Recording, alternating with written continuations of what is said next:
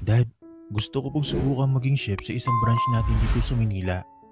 Bago ko po pamahalaan ang kumpanya. Please, pakiusap ni Isabel sa kanyang ama habang nakaupo ito sa swivel chair. Narito si Isabel ngayon sa opisina ng kanyang ama at pinapakiusapan na maging chef muna siya sa main branch na pag-aari nilang restaurant.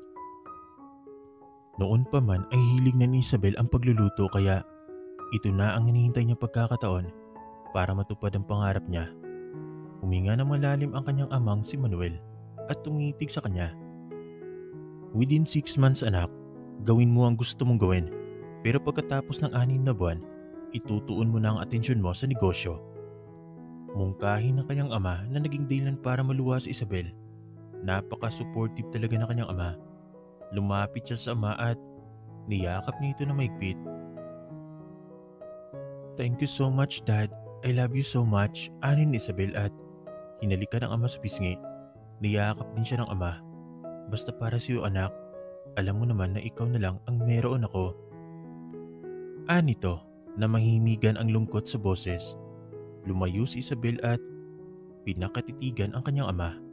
Kitang-kita sa muka ang lungkot na nadarama nito. Lungkot dahil sa pagkawala ng kanyang ina, 1 taon na ang nakakaraan. Labis na sakta ng kanyang ama sa pagkawala ng kanyang ina. Unika iya si Isabel. Dad, nandito naman ako makakapag-move on din po kayo. Aning ni Isabel at lumayo ng bagya sa ama at pinakatitigan ng buong pagsuyo at pagmamahal. Ngumiti siya. Kaya nagpapasalamat ako sa iyo anak dahil hindi ka tumanggi sa alok ko. Anya na kanyang ama at masuyo siyang tinitigan. Kahit na ang gusto ko talaga ay pagluluto dad, malaki ang utang na loob ko sa inyo kaya walang dahilan para tanggihan ko po kayo. Ikaw ang nagtaguyod sa akin at nagbigay ng pangangailangan ko araw-araw. Kaya bilang pagtanaw na utang na loob, ano ba naman ang iwan ang gusto ko at sundin ko ang gusto nyo? Di ba po? Pwede ko namang gawin ang hilig ko sa bahay o sa ibang mga pagkakataon. Hitting 2 birds and 1 stone naman Aning ni Isabel at natatawa. Sa totoo lang sobrang sakit pa rin hanggang ngayon ang pagkawala na iyong ina. Pakiramdam ko isang bahagi ng buhay kong nawala. Pero kinaya ko para sa iyo anak. Kung panghihinaan ako ng loob, paano ka? Ipinangako ko pa naman din sa iyong ina na aalagaan kita sa abot ng aking makakaya. Hindi niya maiwasang mapaluwa sa tinuran ng ama. Dali-dali niya iyong pinunasan. Dad naman pinapaiyak mo ako. Reklamo ni Isabel na naging dahilan para matawa sila pareho. Iyakin ka talaga kahit kailan, komento nito na ikinatawa niya. Kaya nga idol kita sa pagiging matatag. Aniya, so kailan mo balak mag-start? Tanong ng kanyang ama. Umupo si Isabel sa visitor's chair. Next week dad, sagot niya. Okay, kausapin ko si Sheila para kapag nandoon ka na, mag-guide ka niya. Anya na kanyang ama at pinakatitigan ng anak. For sure, hindi ka kilala ng mga empleyado. Pwera kay Sheila. Gusto mo bang i-introduce kita sa kanila? Tanong nito. Umiling si Isabel. Hindi na po dad, ako na pong bahala magsabi. Lumipas ang mga araw, ngayon ang araw na magsisimula si Isabel bilang chef. Nagsuot lamang siya ng simpleng polo shirt at slacks. Na makarating siya sa Barnido's restaurant ay agad siyang sinalubong ni Sheila. Pagpasok pa lang niya. Good morning Ma'am Isabel Barnido, bati ni Sheila. Na makalapit sa kanya, tipid na ngumiti si Isabel. Matagal ng manager si Sheila at talagang mapagkakatiwalaan. Good morning Dean, pwede bang tawagin lahat ng staff? Ipapakilala ko ng sarili ko sa kanila. Aniya, sa magiliw na tono. Tumango si Sheila at nagmamadali nagtungo sa loob para sabihin ang mga staff ang pagdating niya. Nang nagtipo na ang mga empleyado, sa maluwang na labi nagtungo na si Isabel sa gitna para simulan ang pagpapakilala sa sarili. Good morning, panimula niya. Good morning din po, sabay-sabay nilang bati. I'm Isabel Barnido, 27 years old. Sa ngayon, dahil ang magiging trabaho ko rito ay bilang isang chef. Itrato niyo ako sa kung ano ang posisyon ko, hindi dahil sa ako ang anak ng boss niyo. Okay ba yon? Magiliw na tanong ni Isabel sa lahat. Opo, chef, sabay-sabay nilang bigkas. Hindi sinasadyang nabaling ang atensyon ni Isabel sa lalaki na nasa bandang gilid. Gwapo ito at matikas. May kung anong aura ito na naging dilan para humanga siya. Tumikim siya at muling itinuon ang tingin sa gitna. Pwede na kayong bumalik sa mga ginagawa nyo, aniya. Nilapitan niya si Sheila at bumulong. Sino yung lalaki na yun, oh? Tanong niya at tinuro ang lalaki ng palihim sa takot na baka makita siya ng iba. Napangiti naman si Sheila. Si Lorgan po iyon. Makakasama niyo po siya sa kusina. Ani ni Sheila. Napatango-tango si Isabel. Maganda ang pangalan ng lalaki. Bagay sa itsura nito. Halina po kayo, samahan ko po kayo sa kusina. Ani ni Sheila at naguna nang maglakad. Sumunod naman si Isabel rito. Hindi niya kalain na sa unang araw niya rito ay may kukuha ng atensyon. Ni minsan ay walang nakakuha ng atensyon niya sa malaking nakakasalimuhan niya. Good morning, chef! Iyon ang bati sa kanya ng mga kagaya ng chef papasok pa lang ni Isabel sa kusina. Good morning, Dean! Ani niya na may matamis na ngiti sa mga labi. Hinahanap ng kanyang mga mata ang lalaki at nahuli niyang nakatitig ito sa kanya. Lumapit ito sa kanya at inilahad ang kamay sa kanyang harapan. Ako nga pala si Lorgan Sanchez. Chef, pakilala ng lalaki sa sarili. Tinanggap naman ni Isabel ang pakikipagkamay nito. Ikinagagalak kitang makilala, chef. Aniya, habang titig na titig sa mga mata ni Lorgan na nakakahalina. Sa buong panahon ng pagprepara ng lulutuin ay nakaagapay sa kanya si Lorgan. Hindi maintindihan ni Isabel pero bumibilis ang tibok ng puso niya kapag malapit si Lord. Uy, type mo si boss, no? Ani ni Daniel kay Lorgan nang nasa locker room na sila at kinukuha ang bag para mag-lunch break. Hindi maiwasang mapangiti ni Lorgan sa sinasabing iyon ni Daniel. Sino ba naman ang hindi magkakagusto kay Isabel? Maganda ito at mabait. Wala na ata siyang masasabi sa mga magagandang katangian ni Isabel. Wala namang masama kung gustuhan ko siya, di ba? Napakabait niya sa atin. Hindi niya tayo itinturing na iba. Ani ni Lorgan habang kinukuha ang bag sa locker niya. Napatulak si Samuel habang isinusukbit na ang bag nito sa balikat. Tol, mayaman si boss, tiyak naman na may inilaan ang ama niyan para sa kanya. Komento ni Samuel at naglakad palabas ng locker room. Mas magandang alisin mo na yung nararamdaman mo para sa kanya, tol. Masasaktan ka lang. Dugtong pa ni Samuel at tuluyan ng lumabas. Tinapik siya sa balikat ni Daniel. Ikaw pa rin ang magdidesisyon sa sarili mo, Lorgan. Hayaan mo yan si Samuel. Bitter lang yun. Anito at lumabas na ng locker room. Naiwan si Lorgan sa locker room na mag-isa. Napaisip siya, mali ba talaga magmahal na mayaman samantalang siya ay mahirap lamang. Samantala, alas 7 ang out ni Isabel at sa minamalas nga naman, nasiraan pa siya ng sasakyan. Ayaw naman niya kasing gamitin ang bago niyang sasakyan. Gusto ni Isabel na maging simple at ayaw niyang makita ng mga empleyado niya na nagmamalaki. Pinalaki si Isabel ng kanyang ama na mapagkumbaba. Paano na kaya ito? Tanong niya sa sarili. Hindi naman pwede na mag-commute siya. Magagalit ang kanyang ama. Akmang ilalabas na ni Isabel ang cellphone sa bag na dala para tawagan ang personal driver nang may magsalita sa likuran niya. Boss, bakit nandito ka pa? Tanong ng isang pamilya na boses. Anak ka ng palaka.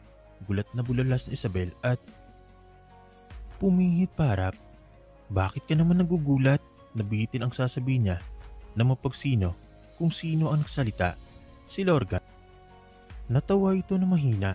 Hindi ako anak ng palaka, boss. Anak ako ng nanay ko. Biro ni Lorgan na ikinatawa ni Isabel. Nagulat ata kita, boss. Anito na may ngisi sa labi. Hindi maiwasang mapakagat ng labi si Isabel dahil mas lalong dumagdag sa kagupuhan ni Lorgan ang dimple nito sa kanang pisngi nito. Oo, bigla-bigla ka na lang kasing sumusulpot. Nasiraan ako ng sasakyan. Hindi ko alam kung paano ako uuwi nito. Ayaw ko namang istorbohin si Dad.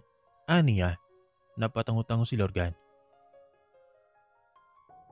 Gusto mo bang umangkas sa motor ko? Ihatid kita sa inyo, boss. Presenta ni Lorgan sa kanya.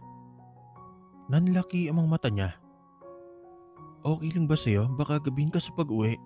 Ani ni Isabel sa nag-aalalang tinig. Ngumiti si Lorgan na naging dahilan para lumabas ang at mapuputi nitong ngipin.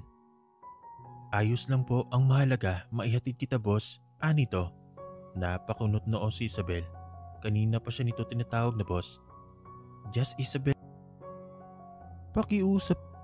Pero kailangan ko po kayong igalang. Ani ni Lorgan. Sa tonong tumututol. Okay lang, ano ka ba? Di ba sabi ko naman, ituring niyo lang akong empleyado dahil empleyado ako ngayon at hindi boss. Okay ba yon? Tanong niya. Napatitig ito sa kanya. Bakit ba ang ganda mo? Iyon ang lumabas sa bibig ni Lorgan pero pabulong lamang iyon kaya hindi naintindihan ni Isabel. Anong sabi mo? Tanong niya. Wala. O sige Isabel. Anito at ngumiti. Naglakad na si Lorgan palapit sa motor nito. Sinuotan siya nito ng helmet. Paano ka? Wala kang helmet? Tanong ni Isabel. Ayos lang, ang mahalaga ang kaligtasan mo. Anito na naging dahilan ng pagbilis ng tibok ng kanyang puso. Hindi niya kalain na maitinatago pala itong sweetness. Sobrang lapit rin ng kanilang mga muka na naging dahilan para maamoy niya ang mabangong hininga nito. Tinulungan siya ni Lorgan na makasampa sa motor nito. Sa pagkakadaiti ng kanilang balat ay nakaramdam si Isabel ng bulta-bultahing kuryente.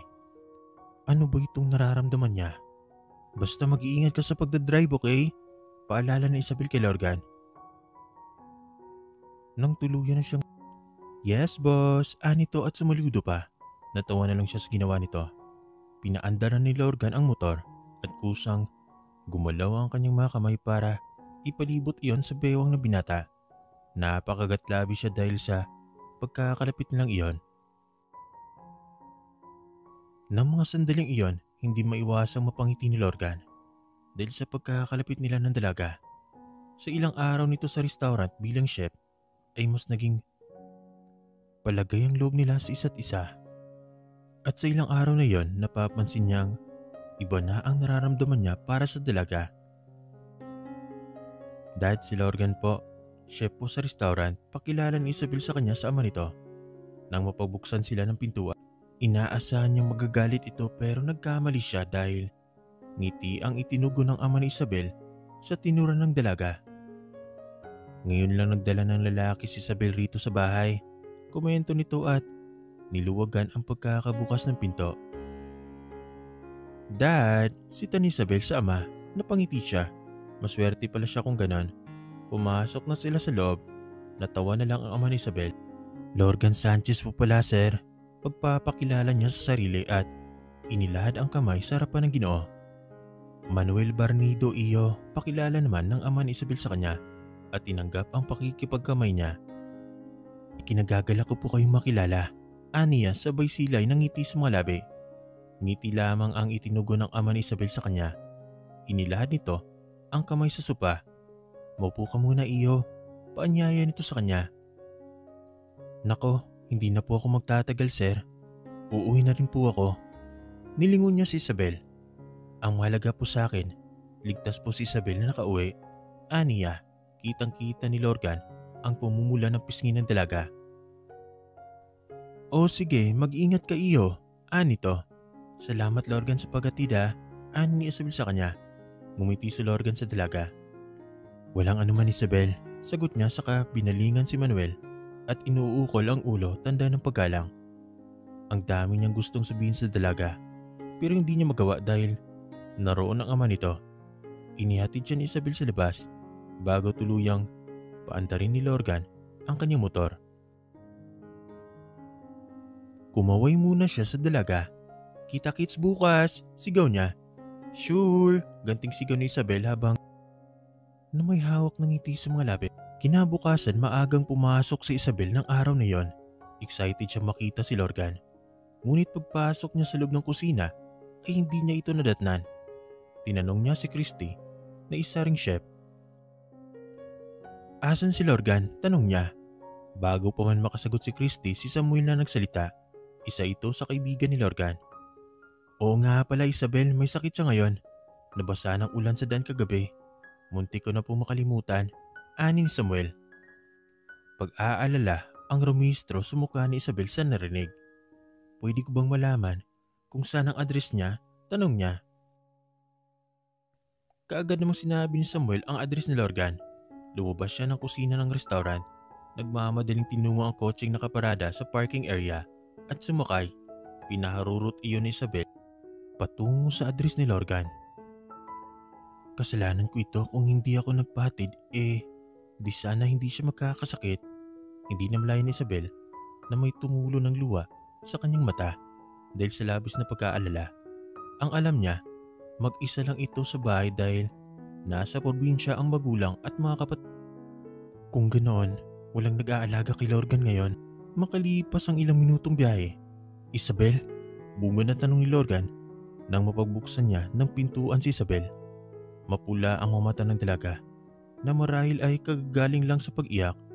Sinugod siya nito ng yakap na hindi alintanan na may sakit siya. Sobrang nag-aalala ako sa iyo, ani ni Isabel at kumala sa pagkakayakap saka sinapo ang kanyang muka at pinakatitigan siya. Kamusta ng pakiramdam mo? Natataranta nitong tanong. Isabel, relax. Hindi pa ako mamamatay. Pagbibiro niya, sinalat ng dalaga ang noo at liig niya gamit ang likod ng palad. Mainit ka pa rin. Mas mabuti pa sa kwarto ka na lang para makapagpahinga ka. Hayaan mong alagaan kita ngayon. Dahil kasalanan ko naman kung bakit ka nagkasakit. Ani ni Isabel. Ramdam ni Lorgan ang guilt sa boses ng dalaga. Wala kang kasalanan, Isabel. Mas gugustuhin ko pang magkasakit kaysa mapahamak ka. Hindi ko ata kakayanin iyon. Ani niya. Kagabi lang napagtanto ni Lorgan na mahal na niya ang dalaga. Bahala na kung hindi siya nito gusto. Kapag magaling na siya, aamin na siya sa nararamdaman niya para lumambot ang ekspresyon ng mukha ni Isabel. Salamat. Iginiya na siya ni Isabel papasok sa kwarto at pinahiga. Diyan ka lang, okay? Ipagluluto kita, ani ni Isabel at akmang maglalakad na palabas ng kwarto. Nang pigilan niya ito sa braso. Bakit mo ito ginagawa, Isabel? Empleyado mo lamang ako at ikaw ang boss namin, tanong niya. Gusto niyang malaman kung bakit ganito ito sa kanya. Parehas ba silang nararamdaman? Ayaw man niyang umasa pero hindi siya nawawalan ng pag-asa na magustuhan din siya ng dalaga. Lumingon ito sa kanya. Responsibilidad kita, Lorgan. Ako ang dahilan kung bakit ka nagkasakit. Kaya marapat lamang na gawin ko ito sa'yo. Ani ni Isabel at tuloy-tuloy nang naglakad palabas ng kanyang kwarto. Nang mga sandaling iyon ay nakaramdam siya ng pananakit ng dibdib dahil sa mga binitawan nitong salita. Samantala, napaupo si Isabel sa upuan nang mapagtanto ang mga sinabi niya kay Lorgan. Tama ba ang mga sinabi niya? Dahil ang totoo ay hindi responsibilidad ang dahilan kung bakit niya ginagawa mo ito sa binata. Mahal niya na si Lorgan kaya ganito na lang siya mag-alala sa binata. Sa maikling panahon ay napamahal na siya sa binata, maalaga at maalalahanin nito. Huminga siya ng malalim at kinuha ang bowl ng sopa sa mesa saka nagtungo sa kwarto ni Lorgan. Nadatnan niya itong payapang natutulog. Umupo siya sa upuan at pinakatitigan ito. Paano kung malaman mo na mahal kita?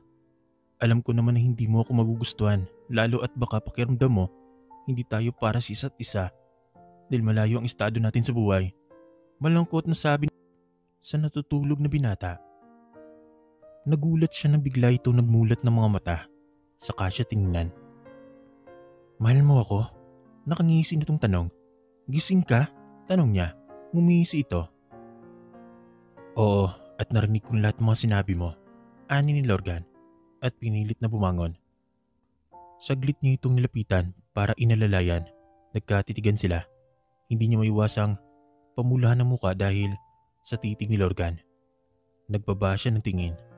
Look at me, Isabel. Utos nito na saglit naman niyang sinunod. Ako natatakot dahil baka hindi mo ako magustuhan. Natatakot ako na ipagtapat ang nararamdaman ko para sa iyo dahil mahirap at ikaw ay mayaman.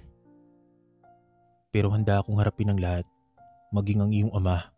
Mapatunayan ko lang na tunay at tapat ang pagmamahal ko sa iyo. Buong pusong sa nilo habang titig na titig ito sa kanya. Lorgan, wala siyang ibang salita na maibigkas sa binata. Hindi ko alam kung ano ang sasabihin ko pero isa lang ang sigurado ako. Sa maikling panahon na magkasama tayo, natutunan na kitang mahalin. Hindi mo ba alam na nung una, crush na kita? Pag-amin ni Isabel, ngumisi si Lorgan. Talaga lang hindi ko alam yun Anito at natawa. Inirap pa niya lang si Lorgan na kinatawa ulit na binata. Kumain ka na muna para lumakas ka, aniya at ibinuka naman ito ang bibig. Feed me, demanding na tugon ni Lorgan na ikinatawa niya. Sinimulan na niyang subuan ito para magkalaman ng tiyan ito. Pagkatapos ng pangyayaring yon, Dad, may sasabihin po sana ako. Ani ni Isabel sama na magkasama silang nanonood ng TV ng gabing iyon sa sala. Sinabi niya kay Lorgan na sasabihin na niya sa kanyang ama ang namamagitang atraksyon sa kanilang dalawa. Oo anak, ano yon? Tanong ng kanyang ama. Paano kung nagkagusto po ako sa isang empleyado? Magagalit po ba kayo sa akin? Nag-aalalang tanong ni Isabel. Pinatay muna ng kanyang ama ang TV saka itinuon ang pansin sa kanya. Iyong nagatid sa iyo ang tinutukoy mo, di ba? Si Lorgan? Tanong ng kanyang ama na naging dahilan ng panlalaki ng kanyang mga mata. Paano niyo po nalaman, Dad? Nagtatakang tanong ni Isabel. Ngumiti na matamis si Manuel. Anak, kilala kita. Kitang-kita ko kung paano mo titigan si Lorgan ng gabing iyon at kung paano mo siya itrato. Kaya alam ko na may nararamdaman ka para sa kanya. Iyon ang unang pagkakataon na nagdala ka ng lalaki rito sa bahay. Aniya na kanyang ama na hindi pa rin naaalis ang ngiti sa labi. Galit po ba kayo dahil nagkagusto ako sa lalaking hindi po magkapantay ang estado namin sa buhay? Alam ko po na gusto nyo na maging maganda ang kinabukasan ko pero Dad, mahal ko siya. At alam ko pong magiging mabuti siyang nobyo para sa akin. Paliwanag ni Isabel. Lumapit ang kanyang ama at inuwakan ang kanyang palad at pinisil iyon. Anak, kung saan ka masaya, susuportahan kita. Hindi dapat kita hinahadlangan kung saan ka masaya. Basta mabuti siyang nobyo para sa iyo, ay ayos na sa akin. Napakagatlabi siya, napakaswerte talaga niya sa kanyang ama. Napakaswerte niya dahil bininyayaan siya ng napakabuting ama. Wala na siyang mahiling pa. Salamat Dad, anin Isabel at niyakap ito ng mahigpit. Basta para sa ikaliligaya ng unikaiya ko, tugon ni Manuel. Sabay yakap din sa kanya. Lumipas sa mga araw ng araw na yon ay nagkasakit ang ama ni Isabel. Kaya kinilangan niya na siya muna ang mamahala sa kumpanya. Nasa harap ni Isabel ang mga dokumentong kailangan niyang pirmahan. Pero ang isipan niya ay okupado ni Lorgan. Huminga siya ng malalim at sinimulang pirmahan ang mga dokumento. Sunod-sunod na katok ang narinig niya sa pinto. Pasok! Sigaw niya na hindi tumitingin. Narinig niya ang pagbukas ng pintuan. Mukhang busy tayo ngayon Natigilan si Isabel sa pagpirma. Nang marinig niya ang pamilyar na boses na agad siya nag-angat ng tingin at nakita ang lalaking kanina pa niya iniisip. Lorgan, bulalas niya. Miss me? Tudyong tanong ni Lorgan. Sasagot na sana siya na makita ang hawak-hawak nitong bukay na bulaklak. Napakagatlabi siya para itago ang kilig na nararamdaman. Para sa akin ba yan? Tanong niya. Ngumiti si Lorgan at tumaas ang sulok ng labi. Kanino pa ba? Tanong nito habang lumalapit sa kanya. Tumayo na rin siya mula sa kinaupuan at sinalubong si Lorgan. Ibinigay nito sa kanya ang punpun ng bulaklak. Salamat, nag-abala ka pa. Aniya at inamoy-amoy ang bulaklak. Actually, napaalam ako sa trabaho ngayon para dalawin ka. Gusto ko sanang formal na hingi ng kamay mo para ligawan ka kay Tito Manuel. Ani ni Lorgan at napakamot sa batok dahil sa iyang nararamdaman. Napangiti siya dahil sa inasal ng binata. Kaso may sakit si Dad pero subukan natin baka maayos ng pakiramdam niya ngayon, aniya. Bumaba ang tingin ng binata sa kanyang labi. Dahan-dahang inilapit ang muka sa kanyang muka. Ipinikit niya ang mga mata para salubungin ang halik nito. Ilang minuto nang tagal ang halik hanggang si Lorgan na I miss you, habang titig na titig sa kanyang mga mata. Na-miss din naman kita, tugon ni Isabel at napakagat-labis saka nagbaba ng tingin para itagaw ang pumumula ng pisngi. Hinintay siya ni Lorgan hanggang sa matapos ang oras ni Isabel. Nang umagang iyon ay sabay silang lumabas ng labi. May mga napapatingin sa kanila pero hindi na lang iyon pinansin ni Isabel. Napagpasya nilang gamitin ang motor ni Lorgan. Isinuot nito sa kanya. Kinakabahan ako baka magalit si Tito Manuel, ani ni Lorgan. Relax, hindi iyon magagalit. Sa katunayan, nag-uusap na kami at boto siya sa iyo, ani niya. Nanlalaki ang mga mata ni Lorgan sa gulat. Talaga? Tumatango-tango siya. Napasuntok si Lorgan sa hangin dahil sa labis na tuwa na kanyang nararamdaman. Natawa na lang siya sa ginawa nito. Yes, napakaswerte mo sa iyong ama, Isabel. Nagpapasalamat ako dahil hindi niya ako hinusgahan. Oo, maswerte talaga ako kay Dad, no? Hindi ganoon si Dad. Ibang-iba si Dad, ani ni Isabel. Nagpasya na silang umalis. Umangkas siya sa motor ng binata at pinasibad iyon patungo sa mansyon nila. Liligawan mong anak ko? Tanong ni Manuel kay Lorgan. Tumango ang binata sa kanyang ama. Opo, handa ko pong paghirapan ang matamis na oo ni Isabel. Sir Manuel, ani ni Lorgan. Napakunot noo siya. Kanina Tito lang ang tawag niya. Ngayon Sir na. Just call me Tito Manuel, sabi ng ama ni Isabel na may matamis na ngiti sa mga labi. Nanlaki ang mga mata ni Lorgan at napabaling sa kanya. Ngitian ni Isabel ang binata. Sabi ko naman kasi sa iyo eh. Basta huwag mo lang sasaktan si Isabel, Lorgan, dahil kapag pinaiyak mong anak ko, magtago ka na sa saya ng iyong ina. Pananakot ni Manuel dito. Makakaasa po kayo Tito Manuel, ani to, sa seryosong boses. Mabuti naman at nagkakaintindihan tayo. Halina kayo, sabay-sabay na tayong kumain. Kanina pa nakahanda ang panghalian. Anang kanyang ama. Hinawakan ni Lorgan ang kanyang kamay at magkahawak kamay silang nagtungo sa pagkainan. Nang mga sumunod na araw ay ipinakita ni Lorgan ang seryosong panliligaw sa kanya. Nariyan na nagpapadala ito ng chocolate sa kanyang opisina. Hindi man iyon kasing mahal ng ibang chocolate, ayos lang iyon kay Isabel dahil ang mahalaga sa kanya ang pagmamahal na kalakip niyon. Dumating ang araw na pwede na siyang pumasok sa Bernedo's Restaurant dahil magaling ng kanyang ama. Pagpasok, madilim ang buong labi. Anong nangyari? Wala bang kuryente? Kung wala, may generator naman para gamitin. Anya sa sarili. Hello guys, asan kayo? Sigaw niya. Sa ilang linggo niya rito ay napamahal na sa kanya ang mga empleyado niya. Itinuring na siyang kaibigan ng mga empleyado ng restaurant. Ganoon naman dapat, di ba? Hindi dahilan ang estado sa buhay para sa pakikisalamuha. Basta tunay ka, walang magiging problema. Napasigaw siya sa gulat nang biglang lumiwanag ang paligid. Kasabay ng awiting pumailan lang sa kabuuan ng restaurant. Guys, ano ito? Hindi ko pa naman birthday. Aniya pero may idea na siya kung ano ang nangyayari. Napatakip siya ng kanyang bibig nang lumabas ang tatlong kaibigan ni Lorgan na may hawak-hawak na karatula na nagsasaad ng "Will you be my girlfriend?" Oh my God! Bulalas niyang sambit sa sarili. Nakita niyang lumabas sa isang tabi si Lorgan at naglakad palapit sa kanya na may dalang napakagandang punpunong bulaklak. Ang dami mo nang nagastos sa akin, aniya na makalapit ito sa kanya at maibigay ang bulaklak. Kinindatan siya ni Lorgan. Basta para sa'yo wala sa akin ang pera. Maging masaya ka lang. Ani to habang titig na titig sa kanyang mga mata. Thank you. Will you be... Hindi na niya pinatapos ito. Yes, sagot niya na may ngiti sa mga labi. Dahil sa sobrang tuwang nararamdaman ni Lorgan, binuhat siya nito at pinaikot sa ere. Natawa na lang siya sa ginawa ng kasintahan. Palakpakan ang mga naroon at sumigaw ng congratulation. Nang may baba na siya ni Lorgan, ay doon na siya hinilika ng matagal. Pinagdikit nito ang kanilang noo. Pinapangako ko na magiging mabuting buhay pa rin ako para sa iyo. Hindi ko hayaan na hanggang dito lang tayo. Dahil soon, kukunin kong kamay mo sa iyong ama para pakasalan ka. Mahal na mahal kita, Isabel.